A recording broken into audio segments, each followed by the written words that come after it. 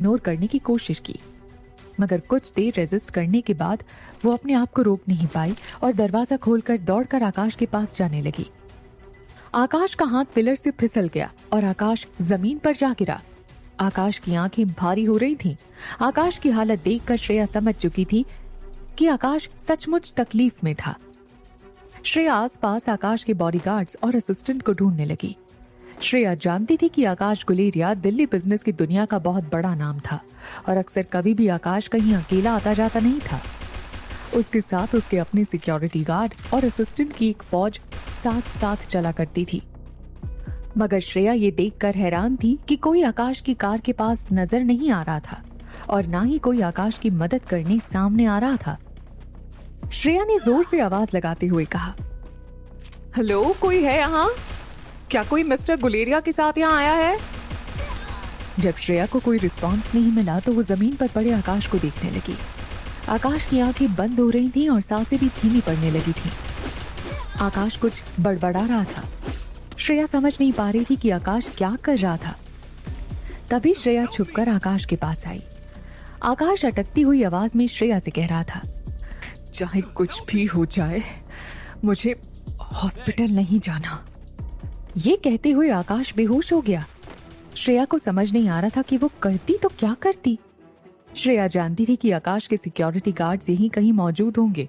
उसने उन्हें सामने लाने के लिए एक तरकीब सोची। पास पड़े एक पत्थर को उठाकर श्रेया ने आकाश पर हमला करने की कोशिश की। कुछ दूर झाड़ियों के पीछे आकाश का असिस्टेंट आकाश के बॉडीगार्ड्स के साथ छुपा हुआ था। श्रेया को आकाश पर हमला करते हुए देखकर आकाश का बॉडीगार्ड श्रेया की ओर गन डालने लगा। तभी गन नीचे करते हुए आकाश के सेक्रेटरी ने कहा, डोंट शूट। सर ने स्ट्रिक्ट ऑर्डर्स दिए थे, चाहे कुछ भी हो जाए उस लड़की को कोई नुकसान नहीं होना चाहिए। ये बात सुनते ही आकाश के बॉडीगार्ड ने आकाश के असिस्टेंट से कहा, मगर सर वो लड़की हमारे आकाश सर पर हमला कर रही है। आकाश और श्रेया की ओर देखते हुए आकाश के असिस्टेंट ने कहा, नहीं करेगी। श्रेया ने अपना हमला ठीक आकाश के सर से 2 इंच पहले ही रोक दिया। जब श्रेया ने देखा कि आकाश को बचाने के लिए कोई नहीं सामने आ रहा था तो उसे इस बात का यकीन हो गया कि आकाश इस वक्त अकेला श्रेया के घर के बाहर मौजूद था। आकाश ने बेहोश होने से पहले श्रेया से कहा था कि वो किसी भी हालत में हॉस्पिटल नहीं जाना चाहता था। श्रेया आकाश को अच्छी तरह जानती थी। कॉलेज के दिनों में भी अगर उसे कोई भी बीमारी हो जाती वो उस बीमारी से अपने आप ही लड़ने की कोशिश करता था। ना कोई दवाई लेता था और ना ही कभी हॉस्पिटलाइज होता था। आकाश का कहना था ऐसा करने से वो उसके शरीर को बड़ी से बड़ी बीमारी से लड़ने के लिए ताकतवर बना रहा था। जब श्रेया ने देखा कि आकाश की मदद करने वाला कोई नहीं मौजूद था तब उसके पास सिर्फ एक ही चारा रह गया था, किसी तरह आकाश को घर के अंदर ले जाकर उसके होश में आने का इंतजार करे। श्रेया ने किसी तरह आकाश को दोनों कंधों से पकड़ा और धीरे धीरे घसीट कर घर के अंदर ले जाने लगी। वहां गुलेरिया हाउस में अनिका की जब आंख खुली तब उसने देखा कि सुबह हो चुकी थी। अनिका पिछले 14 घंटों से सोई थी।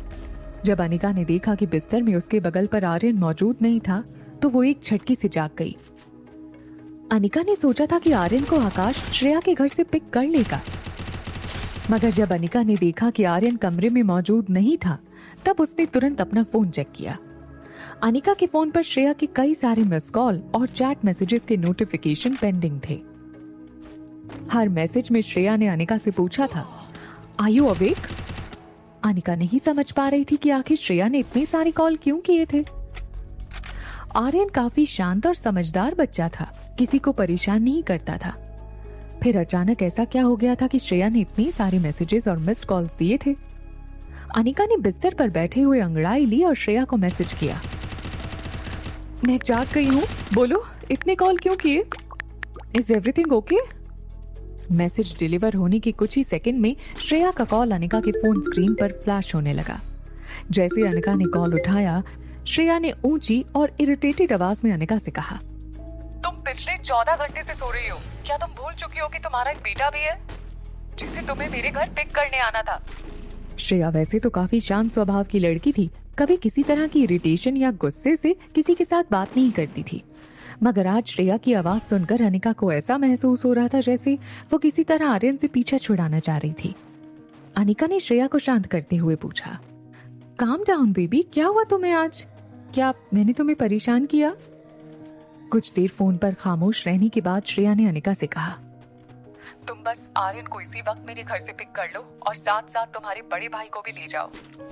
श्रेया के मुंह से ये बात सुनते ही अनिका कंफ्यूज हो गई।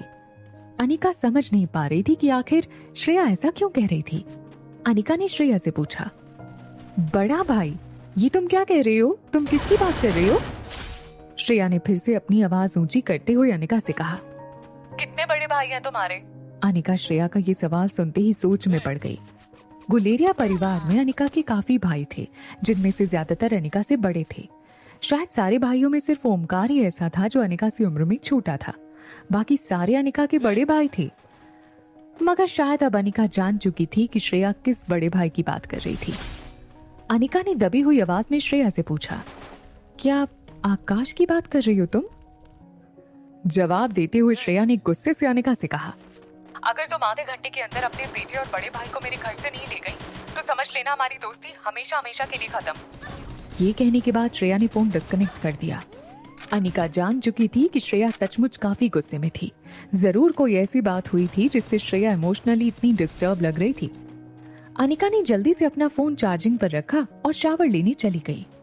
तैयार होने के बाद अनिका जैसे ही अपने बेडरूम से निकली और एस्केलेटर से नीचे हॉल में नाश्ते की टेबल के पास आई, मालती ने अनिका के सामने नाश्ते की प्लेट सजाते हुए कहा, आपकी कजिन प्रीति आई थी आपसे मिलने। प्रीति का नाम सुनते ही अनिका हॉल में चारों तरफ देखने लगी। मुस्कुराते हुए मालती ने अनिका से कहा, मैडम आप कल शाम से सोई हुई हैं। दरअसल मिस प्रीति कल शाम को आपसे मिलने आई थी। काफी देर तक आपका इंतजार करने के बाद जब देर रात तक आप नहीं जागी तो वो चली गई। उन्होंने कहा कि वो फिर आपसे मिलने आएंगी। मालती की बात सुनकर अनिका ने प्रीति को मैसेज किया, हाय प्रीति, क्या आज शाम तुम मुझे मिलने आ सकती हो? आई एम सॉरी, मैं काफी थक चुकी थी इसलिए सो गई थी। प्रीति ने कुछ ही देर में जवाब देते हुए लिखा, दीदी मैं आपको सोचकर बताती हूँ। प्रीति का जवाब पढ़कर अनिका को कुछ अजीब लगा। तभी प्रीति का एक और मैसेज अनिका के मोबाइल पर फ्लैश होने लगा। प्रीति ने लिखा था, क्या ओमकार घर पर होगा? प्रीति का मैसेज पढ़कर अनिका शॉक हो गई। वो समझ नहीं पा रही थी कि आखिर वो ऐसा क्यों पूछ रही थी और प्रीति ओमकार को कब और कहां मिली। शाम को गुलेरिया हाउस में जो कुछ भी हुआ था उससे अनिका पूरी तरह अनजान थी। अनिका ने पास खड़ी मालती से पूछा, क्या ओमकार घर वापस आ गया है? मालती ने जवाब देते हुए कहा, जी मैडम, ओमकार बाबा पिछले 2-3 दिनों से घर आते जाते रहते हैं।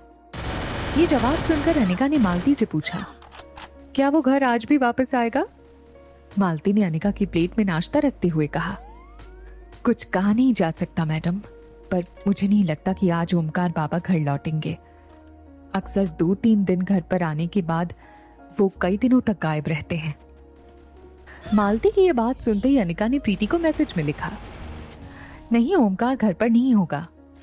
तभी तुरंत प्रीति ने अनिका को रिप्लाई किया, ठीक है दीदी, मैं शाम को जरूर आऊंगी। अनिका मन ही मन ये भी सोचने लगी कि पिछले 14 घंटों में बहुत कुछ हो चुका था जो उसके लिए जानना जरूरी था। एक तरफ उसकी बेस्ट फ्रेंड उसे कह रही थी कि वो जल्द से जल्द अपने बड़े भाई आकाश को उसके घर से ले जाए, और दूसरी ओर उसकी छोटी बहन उसे ओमकार के बारे में पूछ रही थी कि अगर वो घर पर नहीं होगा तभी वो उससे मिलने आएगी। काफी देर सोने के बाद अनिका को तेज भूख लगी थी। फटाफट अपना नाश्ता खत्म करने के बाद अनिका गुलेरिया हाउस से अपनी कार में बैठकर दिल्ली के आउटस्कर्ट्स में बने श्रेया के विला की ओर जाने लगी। श्रेया ने अनिका को उसके घर पर पहुंचने के लिए काफी कम वक्त दिया था। अनिका जानती थी कि इतने कम वक्त में वो श्रेया के घर नहीं पहुंच पाएगी, मगर लगातार तेज कार चलाते हुए अनिका श्रेया के दिए हुए टाइम लिमिट के ठीक 15 मिनट बाद श्रेया के विला में पहुंची। अनिका को लगा कि इतने सालों की दोस्ती के बाद 15 मिनट का डिले श्रेया जरूर माफ कर देगी। जैसे ही अनिका ने श्रेया के घर की डोरबेल बजाई, श्रेया ने तेजी से दरवाजा खोला। दरवाजा खोलते ही अनिका ने श्रेया से कहा, माफ करना, देखो मैं जानती हूँ कि मैं 15 मिनट लेट हूँ, मगर इतने सालों की दोस्ती में इतना डिले तो चलता है यार। देखो मैं जागकर तुरंत तेजी से कार चलाते हुए तुम्हारे पास आई हूँ, मैंने नाश्ता भी नहीं किया। अनिका की बात बीच में ही काटते हुए गुस्से से तिलमिलाए श्रेया ने अनिका से कहा, अभी इसी वक्त अंदर आकर अपने भाई को यहाँ से ले जाओ। हैरान अनिका श्रेया के पीछे पीछे घर के अंदर गई। अंदर अनिका ने जो कुछ भी देखा उसके बाद अनिका के पांव अपनी जगह पर जम गए।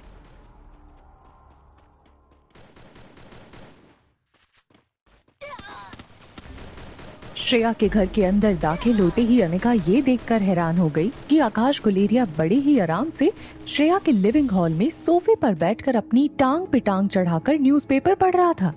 आकाश के ठीक सामने आर्यन बैठकर अपने मैथ्स की बुक से प्रॉब्लम सॉल्व कर रहा था। जब भी आर्यन को प्रॉब्लम सॉल्व करते हुए कोई कंफ्यूजन होती तो वो आकाश की मदद लेता और आकाश भी बड़े प्यार से आर्यन के सवालों का जवाब देकर उसके मैथ्स की प्रॉब्लम सॉल्व करने में मदद करता।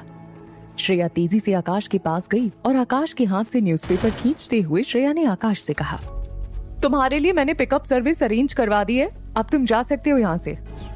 अनिका जो श्रेया से कुछ दूरी पर खड़ी थी, उसने जब श्रेया, आकाश और आर्यन को इस तरह देखा तो एक पल के लिए उसे ऐसा लगा जैसे वो एक पूरे परिवार को देख रही थी। संडे की सुबह थी।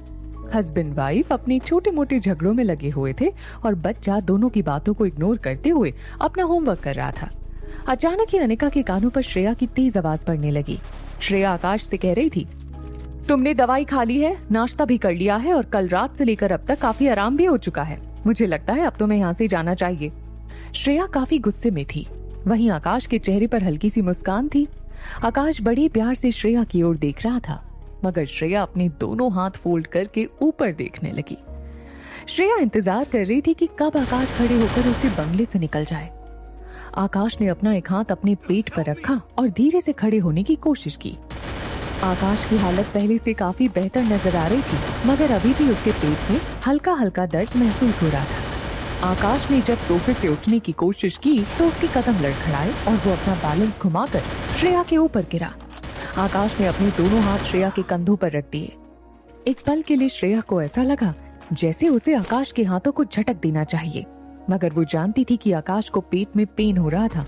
इसलिए अपने गुस्से पर कंट्रोल करते हुए श्रेया ने बड़े ही आराम से आकाश के दोनों हाथों को अपने कंधे से हटाया और उसे सहारा देकर अपने दोनों पैरों पर खड़ा किया। जैसे ही आकाश अपने पैरों पर खड़ा हुआ, श्रेया सीढ़ियों से चढ़कर ऊपर अपने कमरे की ओर जाने लगी। जाते जाते श्रेया ने अनिका से कहा, प्लीज अपने बेटे और अपने भाई को यहाँ से ले जाओ। तुम तो काफी देर सो चुकी हो, मगर तुम्हारी वजह से मैं पूरी रात सो नहीं पाई हूँ। यहाँ कुछ बिन बुलाए मेहमान आ चुके थे। अब मुझे लगता है मुझे सो जाना चाहिए। कल जाकर स्कूल में बच्चों को डांस सिखाना है। बच्चे भी तरह तरह के चुन चुन के मिले हैं मुझे। कुछ इतने बदमाश है कि जानबूझकर मेरा कहा नहीं मानते और कुछ इतने बेवकूफ हैं कि मेरी कोई बात